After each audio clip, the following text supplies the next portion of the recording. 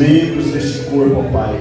Que a Tua graça repouse sobre eles, te dê graça, capacitação, Papai, condições para prosseguir. E que nessa noite, Pai amado, em Teu nome, Pai amado, nós clamamos que o Senhor, com a Tua graça infinita, usa a Tua filha, Pai, como Teu instrumento a falar aos nossos corações. Abençoa a vida dela, o ministério, a família da Tua serva, e por onde ela passar e andar, seja o Senhor, Papai, o instrumento, seja o Senhor usando ela como instrumento em Tuas mãos, para alcançar, abençoar vidas, quebrar as cadeias, as prisões do adversário. Fala conosco, pois assim nós queremos, Pai, ouvir aquilo que precisamos, Pai, não aquilo que queremos. Fala conosco, pois Tu és bom e a Tua misericórdia dura para sempre. Você aplauda, Jesus.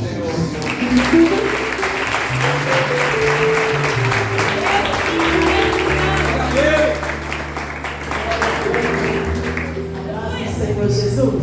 Amém. Glória a Deus. Quero convidar você, por gentileza, a abrir comigo a sua Bíblia. Atos dos Apóstolos, capítulo de número 5. Atos dos Apóstolos, capítulo de número 5. Nós vamos ler alguns versículos salteados. Eu vou te indicando a partir do versículo 11. Nós vamos ler do 11 ao 16. E depois nós vamos pular lá para o 33. Amém? Enquanto você encontra, eu quero expressar a minha alegria e gratidão ao Senhor por mais este tempo, por este privilégio, por esta oportunidade que nos concede Deus de estarmos diante dele para prestar-lhe culto de adoração ao seu nome. Eu quero agradecer ao pastor Rafael, pastora Simária, toda a organização desta igreja, pelo carinho, pelo honroso convite que me foi feito, para que mais uma vez tivesse o privilégio de compartilhar da palavra de Deus nesta casa. Deus abençoe, parabéns pela casa nova, muito bonita, boa. Que Deus continue abençoando, que venha encher esta casa de glória, de pessoas salvas para a glória de Deus. Amém? Que Deus continue vos abençoando. Que a boa mão de Deus que nos conduziu até aqui continue conduzindo até o dia da vinda do nosso Senhor e Salvador Jesus Cristo. Você encontrou o texto bíblico? Vamos ler a palavra do Senhor. Diz assim, versículo 11: E houve um grande temor em toda a igreja e em todos os que ouviram estas coisas. E muitos sinais e prodígios eram feitos entre o povo pelas mãos dos apóstolos. E estavam todos unanimemente no alpendre de Salomão. Quando os outros, ninguém ousava juntar-se com eles, mas o povo tinha-os em grande estima.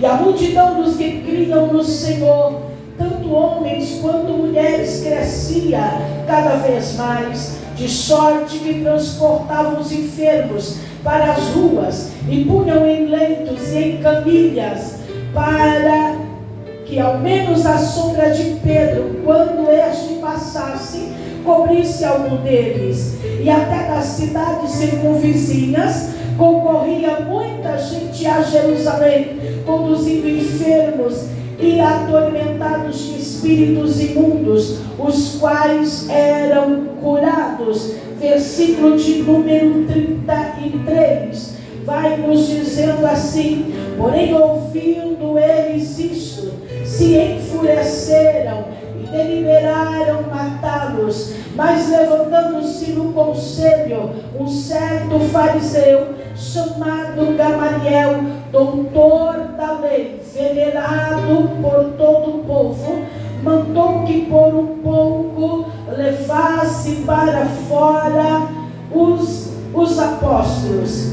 Versículo de número 38 e 39 diz assim: agora digo-vos, dai de mão a estes homens e deixai-os, porque se este conselho ou esta obra é de homens, se desfará, mas se é de Deus, não podereis desfazê-la, para que não aconteça de seres também achado combatendo contra Deus. Amém? Glórias a Deus. Queridos, nós estamos celebrando ao Senhor por mais um ano de vitória, por mais um ano que o Senhor sustentou esta obra para a glória do nome do Senhor. E se nós estamos celebrando, é porque grandes coisas fez o Senhor por nós. E é por isso que nós estamos alegres. Tenho certeza que Deus tem feito coisas extraordinárias neste ministério, nesta casa. E nós estamos sobre a divisa, sobre o tema de Mateus capítulo 16, versículo de número 18, a qual o Senhor, ele vai se dirigir a Pedro, sobre a revelação que Pedro recebera de Deus acerca de quem é Jesus. Jesus vai olhar para Pedro e vai dizendo a Pedro que ele edificaria, ele levantaria, ele construiria uma igreja, e as portas do inferno não prevaleceriam sobre ela. E cá estamos nós, debaixo desta palavra, cá estamos nós, guiados, guardados pelo poder desta palavra. Queridos, quando nós falamos acerca da igreja de Cristo, é claro que você vai saber e entender que a primeira citação da igreja acontece no Mateus capítulo 16, versículo 18,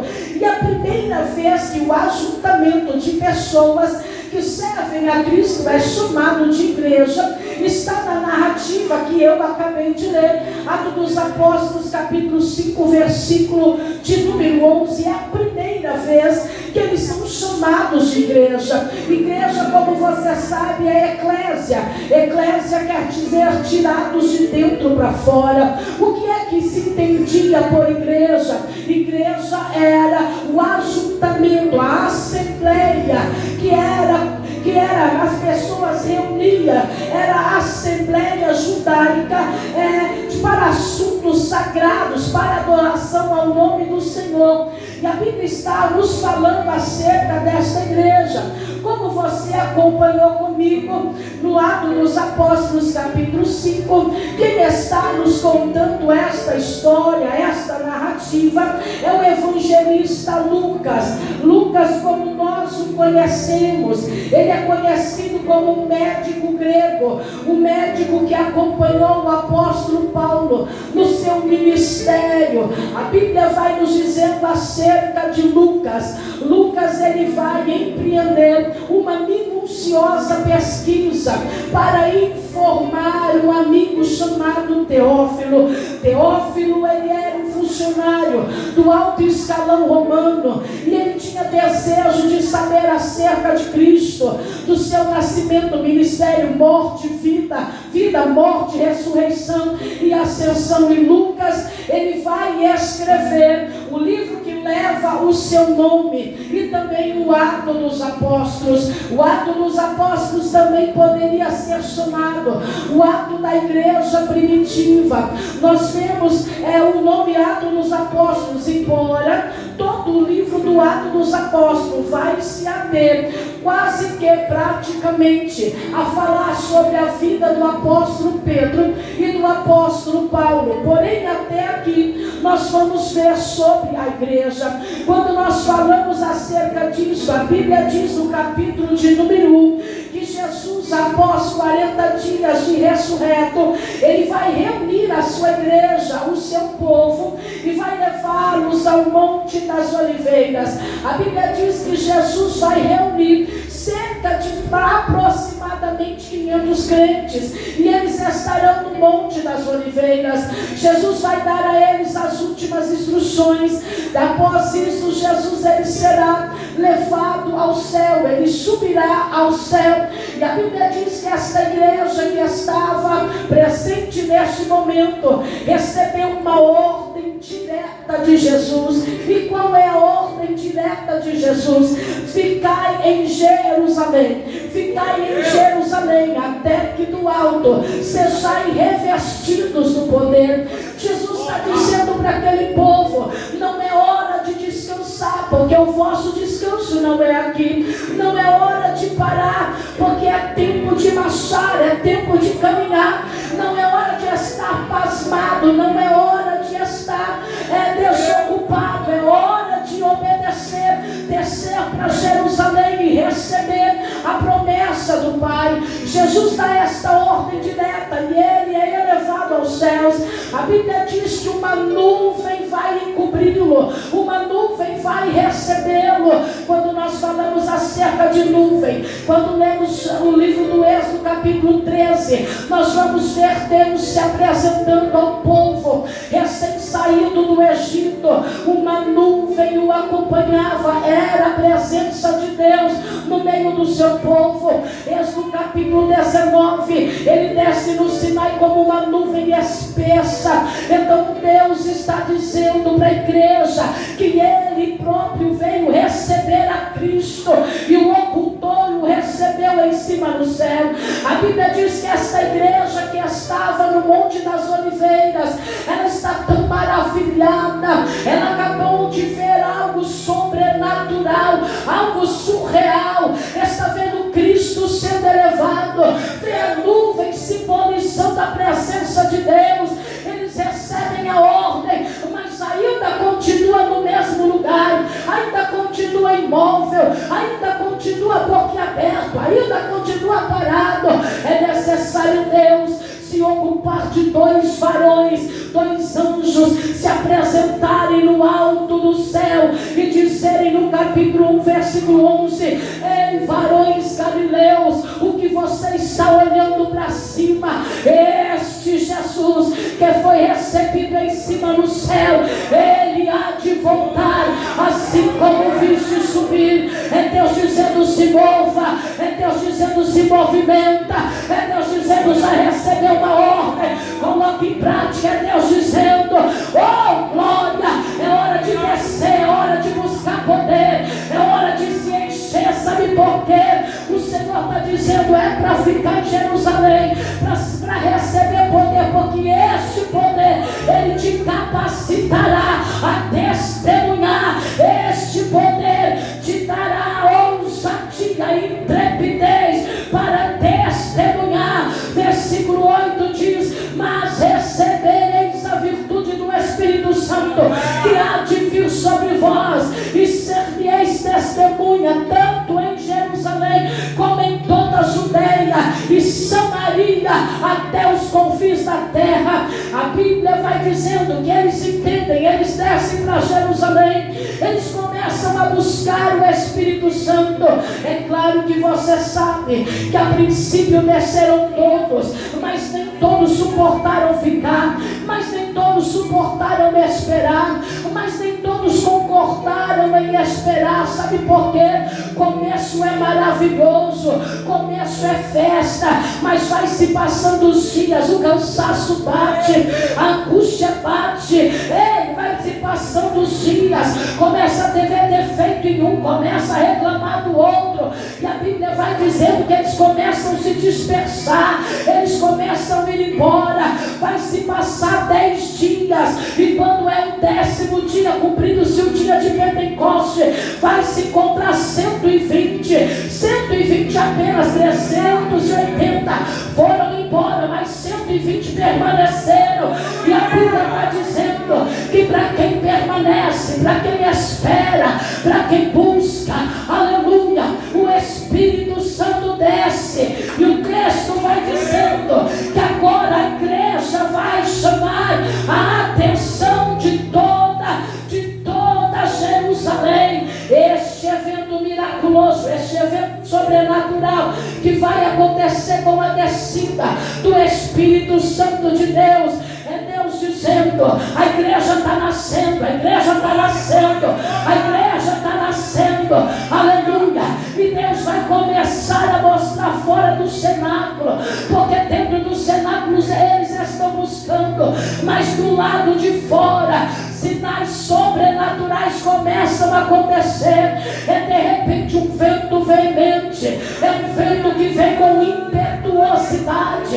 Este vento vem, ele vem quebrando tudo, ele vem amedrontando, ele vem fazendo barulho, e este vento culmina lá no Pentecostes, lá no cenáculo. As pessoas tomadas de curiosidade, elas vão ao cenáculo, chegam no cenáculo, cenáculo tem 120 reunidos, e não é só um vento. De repente eles começam a observar, e lá dentro tem língua repartida como que de fogo, que repousa sobre a cabeça de cada uma das pessoas.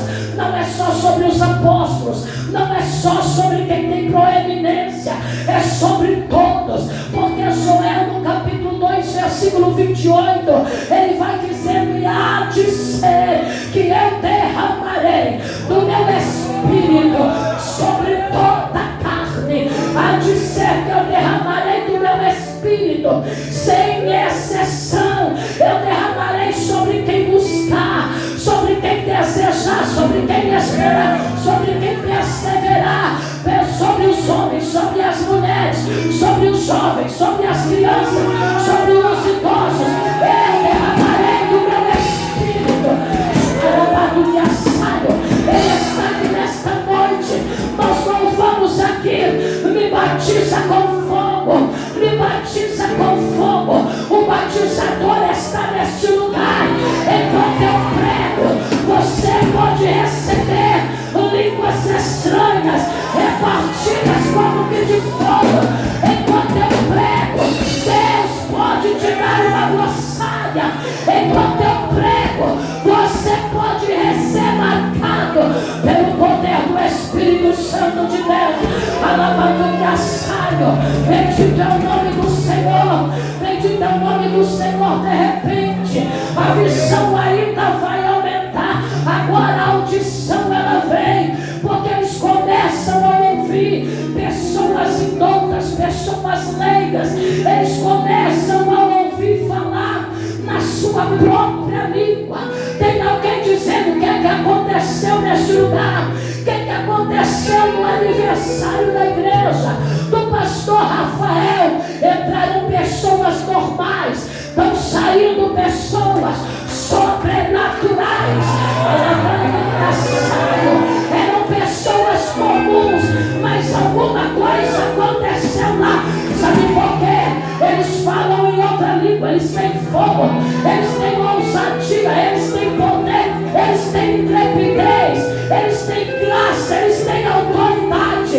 Não são mais comuns. Alguma coisa aconteceu. Tem alguém olhando e dizendo: está todo mundo bêbado, está todo mundo embriagado, está todo mundo cheio de moço. Isso é coisa que o álcool causa. Só que a Bíblia diz que Pedro, ele se posiciona, ele levanta a mão. Deixa eu abrir um parêntese para você. Sabe quem é este Pedro que vai enfrentar 5 nações? Sabe quem é esse Pedro que vai enfrentar uma multidão que está do lado de fora? É o Pedro que nega a Cristo para uma criada. É o Pedro que está diante de uma fogueira e uma criada olha e diz: você serve a ele. Ele diz: sirvo nada, não conheço ele, não faço parte. É o Pedro que mais adiante alguém vai perguntar: tu pertence a ele, se veste como ele, fala como ele. Pedro vai dizendo: eu nunca ouvi. Mais adiante alguém de novo, Pedro nega de novo. Só que a Bíblia diz que com o Espírito Santo de Deus, com ferramenta, com autoridade, Pedro se torna poderoso. Ele não se torna poderoso porque o seu nome é mudado de Simão para Pedro, porque Deus muda o nome dele. E quando ele recebe a revelação, o Senhor está dizendo: ei, tu és Pedro. Pedro é Petros. Petros é um fragmento de rocha. Ele não é poderoso porque ele é um fragmento de rocha. Ele está poderoso porque a terceira pessoa da Trindade encheu ele, entrou dentro dele, tabernaculou a alma na cheia. Ele está poderoso porque ele recebeu dínamos. Sabe o que é dínamos? É dinamite. Sabe o que uma dinamite faz? Uma dinamite do tamanho de uma banana, ela coloca um prédio de 20 andares abaixo. Pedro recebe dínamos, ele recebe poder. Agora ele se coloca e está dizendo: tem ninguém bêbado aqui não. Não tem ninguém embriagado aqui não. Está pensando que eu vou correr? Está pensando que eu vou me acovardar? Está pensando que eu vou tirar a espada? Ele é sem espada. Eu não luto mais com a raça bélica. Eu luto com as armas da milícia do Senhor. Elas não são carnais, elas são poderosas em Deus. Pedro está dizendo: ei, eu estou cheio. E a boca fala que o coração está cheio. Pedro está dizendo: eu estou cheio, eu estou saturado. E não é de medo, não. Porque ele não me deu um espírito de medo. Ele me deu um espírito de moderação. Ele me deu um espírito de amor. Ele me deu um espírito de ousadia. Pedro está dizendo: eu estou cheio da palavra. Ele começa a pregar e está dizendo: aqui não tem menino, aqui não tem menina, aqui não tem bebedeira, aqui tem poder de Deus, aqui tem poder de Deus. Ele começa a pregar e sabe o que a Bíblia está dizendo? A Bíblia vai dizendo que Pedro prega. E eu acho extraordinária a pregação de Pedro, porque Pedro não vai alisar ninguém, Pedro não vai ovacionar ninguém, Pedro não vai dar chave para ninguém, Pedro vai colocar diante dele os seus pecados. Pedro vai dizendo: ei, sabe o que está acontecendo aqui? É o que o profeta Joel disse: isso é cumprimento de palavra, isso é cumprimento de palavra. Aleluia. Pedro começa a pregar e a Bíblia vai dizendo que o Espírito Santo cooperava com ele. Enquanto ele prega, o Espírito age. Enquanto ele prega, o Espírito convence. Porque Jesus, ele disse: quando ele vier, ele convencerá o mundo do pecado, da justiça e do juízo. É o Espírito Santo que faz, é o Espírito Santo que convence. Enquanto ele prega, o Espírito convence, o Espírito age. Porque não é do mundo falar que seríamos ouvidos, é na ação poderosa do Espírito Santo de Deus.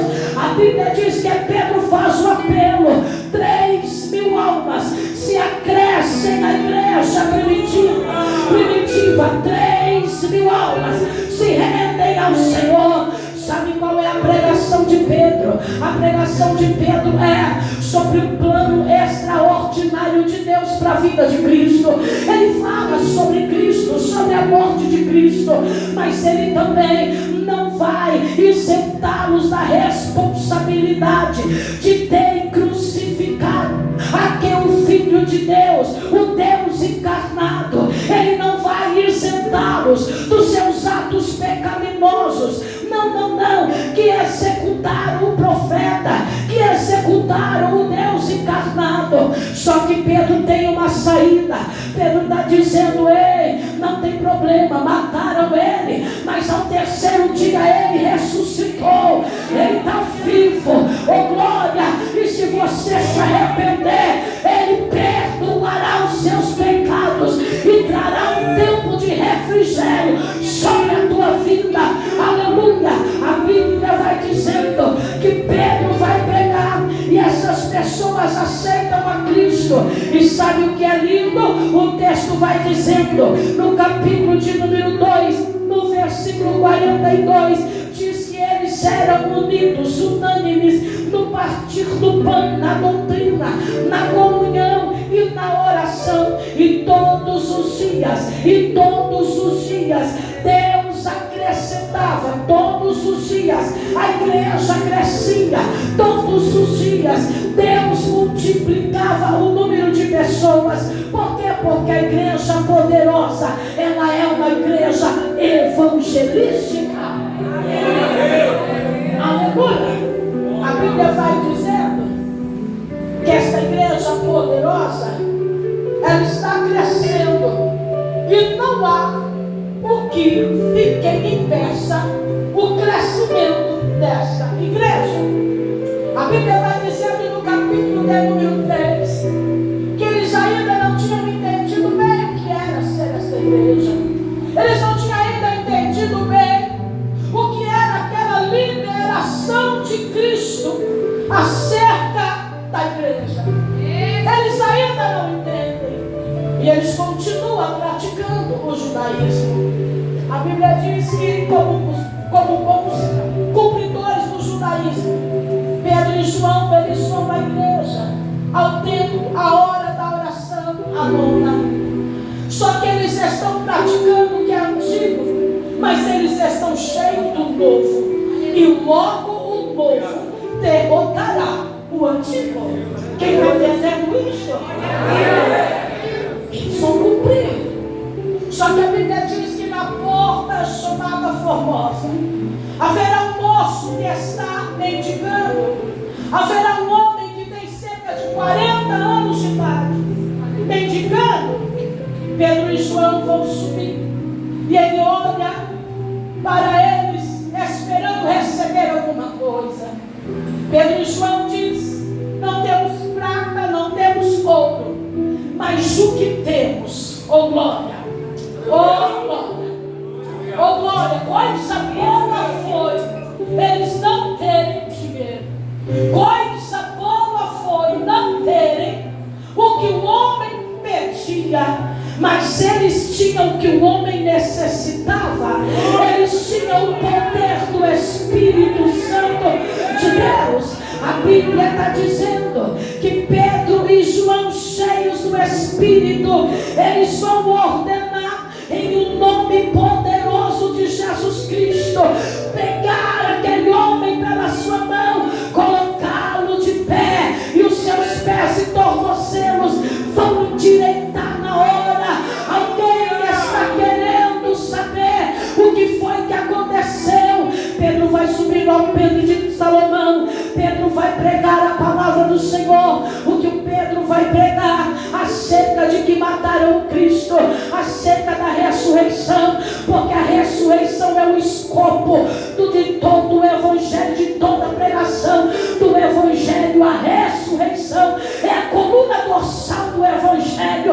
Pedro começa a pregar. Tem alguém dizendo: o que é que aconteceu? Ele está dizendo: ele é o Cristo, aquele que vocês mataram. Ele é no nome dele, é o nome dele que fez este homem se levantar. Pedro tinha a oportunidade de ganhar para si o bônus. Pedro tinha sobre si a oportunidade de levar fama. Ele e João dizendo: não, nós estamos cheios e levantamos ele. Só que eles entenderam o que João Batista pregou lá no passado: que diminua eu e ele cresça, que diminua eu e ele cresça.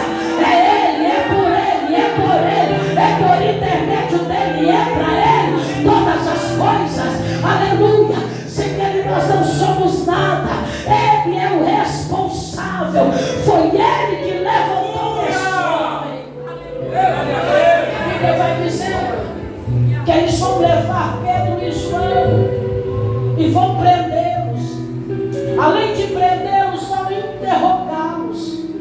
E o texto vai dizendo que após interrogá-los, eles são ameaçados.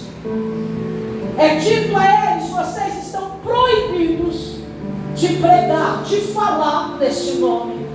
Porque quem está perseguindo, quem está se levantando contra eles, é o Sinédrio, a maior corte judicial judaica. Era composta pelo sumo sacerdote e 70 mestres e doutores da lei. 71 dos homens mais proeminentes, mais fortes, mais poderosos da nação é que estão assentados nesta mesa.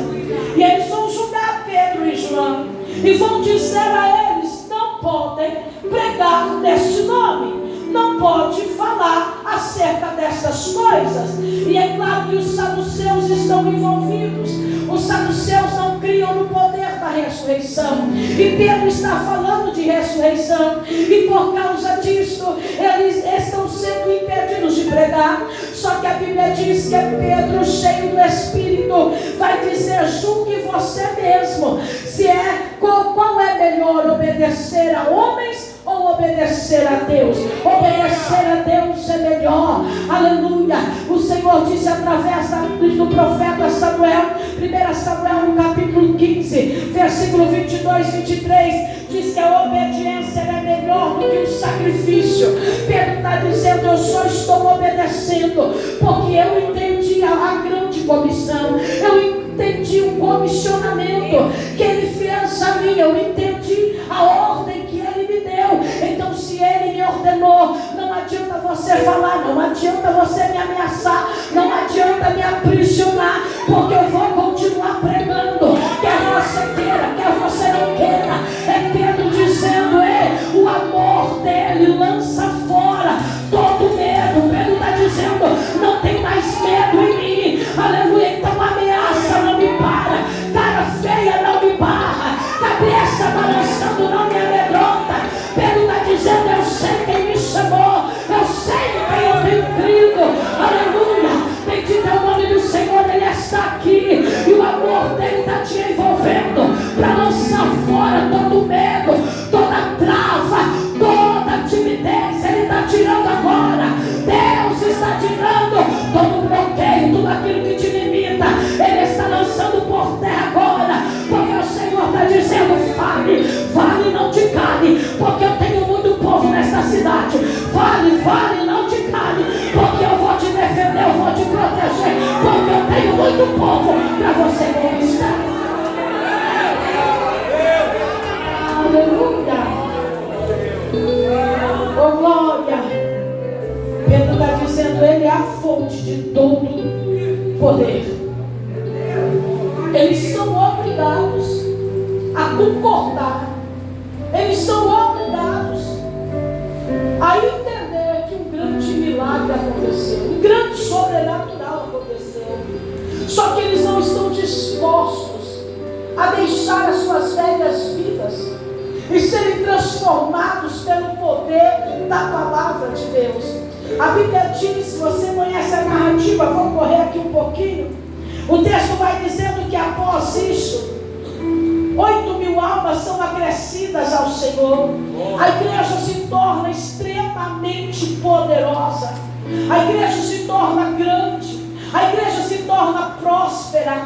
Porque muitas pessoas vendiam as suas propriedades e entregavam aos pés dos apóstolos. Vai até acontecer um episódio de Ananias e Safira, com os quais nós não vamos entrar, porque não nos é interessante agora. Eu sei que você conhece a narrativa, mas agora, com tudo isso que aconteceu, a fama começa a crescer, a fama da igreja começa a crescer. A Bíblia está dizendo que há uma preocupação nas autoridades judaicas. Por quê? Porque eles eram acostumados a serem ovacionados, eles eram acostumados a serem seguidos, a serem bajulados. E agora as pessoas não estão mais interessadas neles. As pessoas estão interessadas no poder de Deus e no que o Senhor é capaz de fazer. As pessoas já não correm atrás mais dos sacerdócios, dos mestres, dos doutores. Não. As pessoas, elas querem o Senhor. E a Bíblia vai dizendo, como você acompanhou comigo, a Bíblia diz que as pessoas, elas se reuniam e elas faziam grandes caravanas para estar onde os apóstolos estavam. As pessoas criam tanto no poder de Deus que elas levavam seus doentes e colocavam em camilhas, nas ruas, nas calçadas, para que ao menos a sombra de Pedro se projetasse sobre elas, para que fossem curadas. E a Bíblia diz que todos quantos iam recebiam milagres. Sabe por quê? Nós temos a mania de dizer: aonde Jesus está, alguma coisa acontece. Querido, isso não é verdade. Aonde Jesus está, muitas coisas acontecem. Aonde Jesus está, o surdo vê, o cego enxerga, o coxo anda. Aleluia. Aonde Jesus está, as enfermidades batem retirada. Aonde Jesus está, aleluia, as pessoas com possessões malignas, elas são libertas. Bendito é o nome do Senhor. Aonde Jesus está, porque a palavra tem poder. Sabe o que Paulo ele diz? A minha pregação não consiste em palavras de filosofias ou palavras persuasivas, não. A pregação que eu faço, ela é banhada na graça, cheia do poder, da autoridade de Deus, porque o reino de Deus não é comida, não é bebida, é manifestação do poder de Deus, e esse poder está aqui nesta noite. Aleluia. Enquanto eu prego, você pode ser curado, curada aí no seu lugar. Enquanto eu prego, você pode ser liberto aí no seu lugar. Aleluia. Pastora, você não precisa tocar em mim não, querido. Salmo 107:20 diz: enviou a sua palavra e o sarou. Seja sarado, seja curado nesta noite, seja liberto pelo poder desta palavra que está sendo pregada, porque aonde Jesus está, e Ele está aqui. Posso provar para você que Ele está. Pastora, eu não estou sentindo, mas Ele é. Eu não estou vendo, mas Ele está. Mateus capítulo de número 18, versículo 20 ou 20:18 vai dizendo: onde estiverem 2 ou 3 reunidos no meu nome, aí estou eu no meio deles. É a palavra é a verdade, a palavra é a verdade. Ele está aqui, Ele está no meio. Se você crer, você vai sair daqui diferente do que você entrou. Se você crer, você vai levar milagre para casa. Se você crer, ei, o diagnóstico médico vai ser mudado. Se você crer, alabando minha saia, essa depressão vai te deixar agora. Se você crer, esta opressão maligna vai te deixar agora, porque Ele está aqui.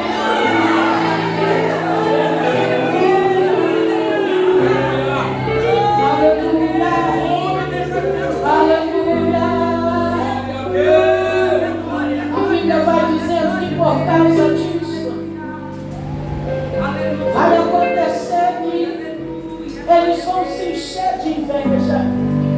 Salomão, ele diz que a inveja é a podridão dos ossos.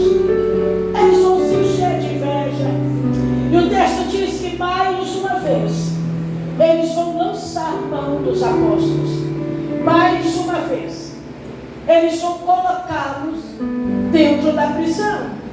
E o texto vai dizendo que desta vez não é necessário eles abrirem a porta e soltar os apóstolos, porque diz a palavra do Senhor que durante a noite, o anjo do Senhor aparece e vai transportá-los de dentro da prisão para a porta do templo.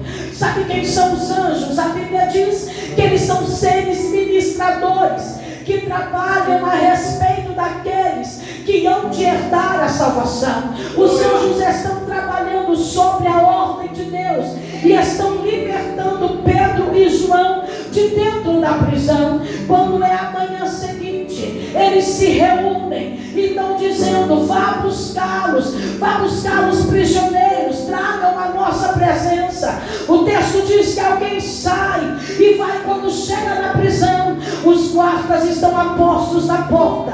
A porta está trancada, tem cadeado, tem ferrolho, tem ferro, tem algemas, mas os apóstolos não estão. A Bíblia vai dizendo que eles ficam atônitos e vão dizer ao Sinédrio: olha, verdade é, a prisão está lá, os guardas, a porta está trancada, está tudo em ordem, mas quem estava do lado de dentro não está mais. Sabe por quê? Jesus disse: o Espírito do Senhor, Ele é sobre mim, porque Ele me ungiu para dar visão a cego, audição a surdo, para abrir cadeias, para abrir prisões, para pôr em liberdade os cativos e anunciar o ano aceitável do Senhor. Não tem cadeia que fique trancada diante da pessoa bendita de Jesus Cristo. Não tem porta trancada que prevaleça diante dele. Isaías 43:13 diz: ainda antes que houvesse dia, Ele é. Ninguém há que possa fazer escapar das suas mãos. Agindo Deus, não tem guarda, não tem prisão, não tem cadeado, não tem tranca. Agindo Deus, não tem algema. Agindo Deus,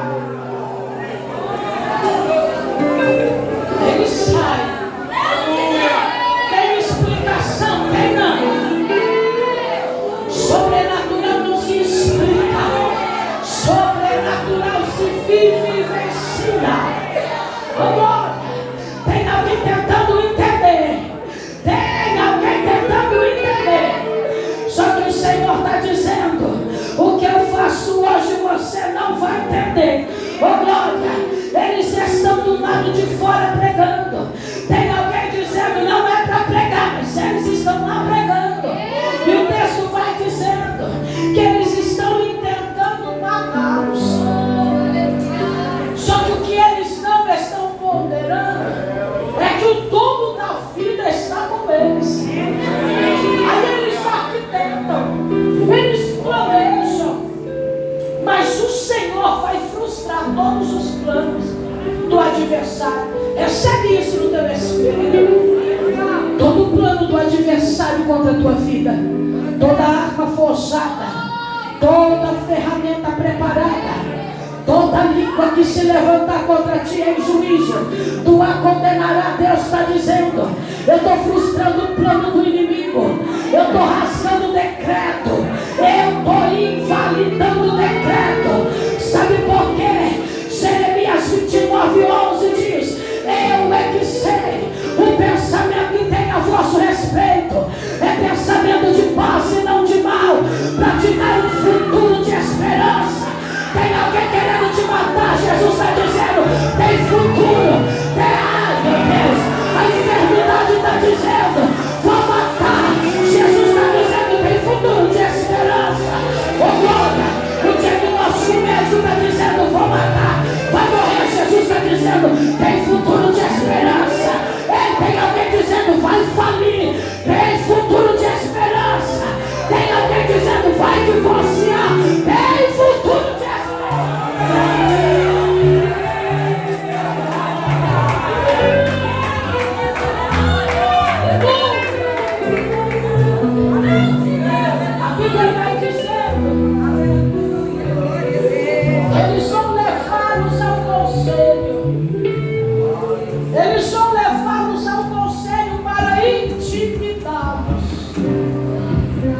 vai colocar diante do conselho de novo.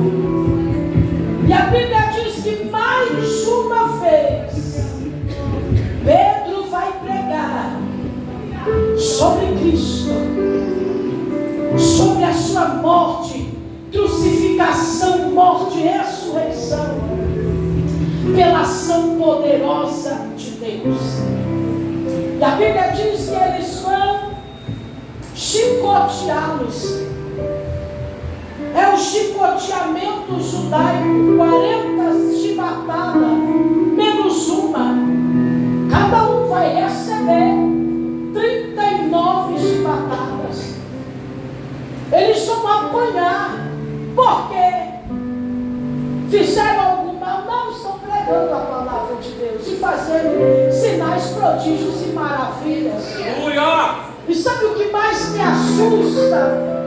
É que a Bíblia diz que depois deles terem recebido 39 chibatadas, eles vão sair do lugar felizes, por se achar dignos de padecer pelo nome de Jesus. Tem crente que se vir numa festa como essa e o pastor não citar o nome dele, ele nunca mais volta. Tem gente que, se a pastora não cumprimentar ele pega a bolsa, ele vai embora e sai falando mal.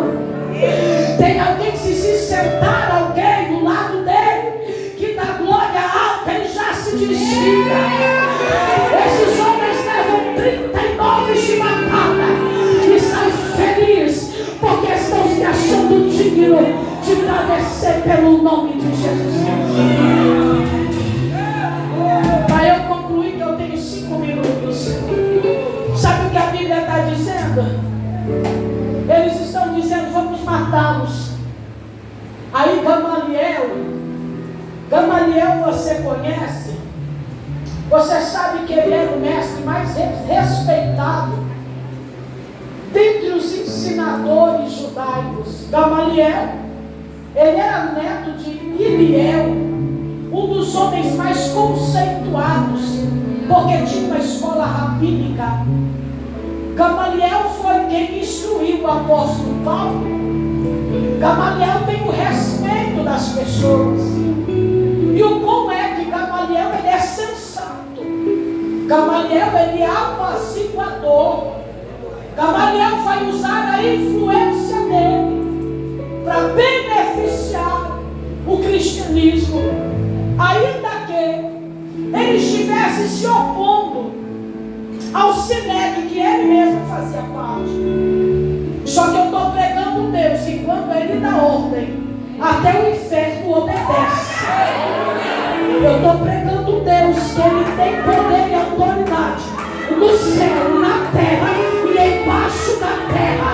Tudo está subordinado a ele. Paulo vai dizendo à igreja de Colossos, Colossenses capítulo 1, versículo 16 e 17 diz: tudo que foi criado, quer seja visível ou invisível, quer trono, quer principado, quer potestade. Paulo está dizendo: tudo que existe, tudo que se move, tudo que é animado, tudo que é inanimado, foi criado por ele, por intermédio dele, e sem ele nada do que foi feito se fez. Atos dos Apóstolos, capítulo 17, no versículo 28, vai dizendo: nós existimos e nos movemos nele. É ele que manda tudo, é ele que governa tudo, é ele que controla tudo, é ele. Aleluia! Ele dá ordem, o inferno obedece. Aí a Bíblia diz que Gamaliel era quem estava para tentar parar.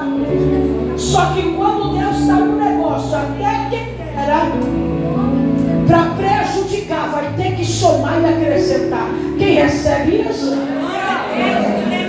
Jesus manda dizer para alguém: o laço se quebrou e você vai escapar.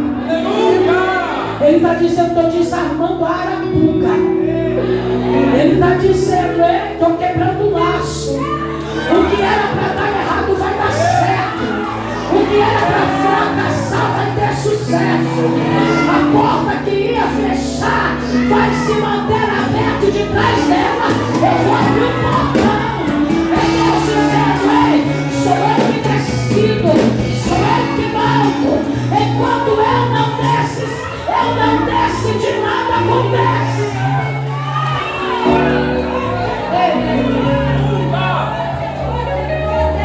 Olha o que Gamaliel vai dizendo. Você acompanhou comigo. Gamaliel vai citar dois movimentos anteriores, não dá tempo de andarmos sobre eles. Gamaliel vai dizendo: se levantou e acabou. Se levantou, durou um período, mas já não existe mais. Aí Gamaliel está dizendo: dá mão a esses homens, não faça nada contra eles. Gamaliel está dizendo: sabe por quê? Porque se for de Deus, vai prevalecer. E se não for, vai se desfazer sozinho. Eita glória! É Deus usando Gamaliel. Pastora, Deus usa quem não serve a ele, que ele é dono de tudo. Ele mudou a voz humana numa jumenta e fez a jumenta falar com o Balaão. Eu não sei o que é impossível desse Deus. Ei, Gamaliel vai dizendo: ei, não faça nada não. Sabe por quê? Porque se for de Deus, você não vai querer bater de frente com ele, né? Eita, que homem inteligente. Eu vou parar por aqui, eu falo mais da frente. Gamaliel está dizendo: se não é de Deus, querido, não acontece, não cresce, ele guarda. Se não é de Deus, querido, não tem raiz, não tem estrutura. Se não é de Deus, não frutifica. Se não é de Deus, não gera.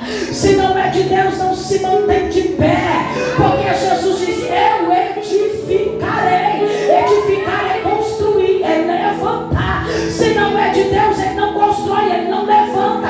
E se ele não levanta, não para de pé. Gamaliel está dizendo: se não é de Deus, ele não tem responsabilidade. Se não é de Deus, ele não garante.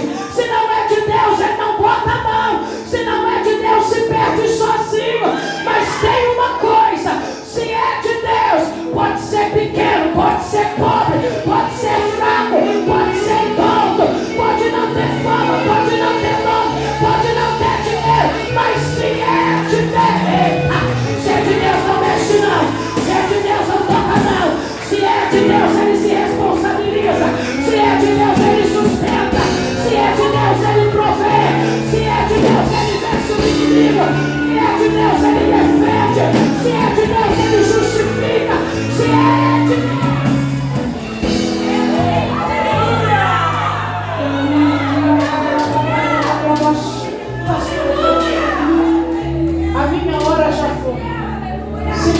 pé em nome de Jesus. Ei, é Jesus dizendo, oh glória, é Gamaliel dizendo, se é de Deus, você não vai querer bater de frente com Deus, porque ninguém que bateu de frente com Ele prevaleceu ou sobreviveu para voltar isso. Ei, Gamaliel falando, eu quero imaginar Pedro e João ouvindo a voz do Espírito dizendo, ei, tu és Pedro, mas sobre esta rocha chamada Jesus Cristo, a pedra que os construtores rejeitaram, a pedra de esquina, sobre essa pedra eu construirei uma igreja e as portas do inferno não prevalecerão contra ela. Eu imagino Pedro ouvindo o Espírito Santo dizer, vai porque eu fecho a porta do inferno, vai porque eu limito a porta do inferno, vai porque eu faço ela recuar, vai porque as portas do inferno não prevalecerão contra a tua vida, contra o teu ministério, contra a tua chamada, contra a tua família. As portas do inferno não prevalecerão. Pode se levantar quem for, pode tentar o que quiserem, mas não prevalecerão, não prevalecerão, porque a igreja é de Cristo, a igreja é de Cristo, Ele é o cabeça, Ele é o comandante, Ele quem governa a igreja. Aleluia, você está guardado, você está justificado, você está protegido por Ele. Levanta a tua cabeça, eu quero orar com você. Eu quero orar com você. Eu não sei quantos obstáculos você encontrou na sua caminhada. Eu não sei por quantas vezes você quis parar, você quis desistir. Eu não sei por quantas vezes você se desanimou. Mas tem um Deus dizendo aqui para você, vai de novo, vai de novo, vai de novo, tenta de novo, está doendo, mas eu sei que vai valer a pena. Deus está dizendo para você, tenta de novo, porque eu vou glorificar o meu nome na tua vida. Tenta de novo, porque eu te escolhi, eu te separei, tu és parte da igreja. Tenta de novo, vai de novo, não desista. Bendito é o nome do Senhor. Pai, no nome de Jesus, está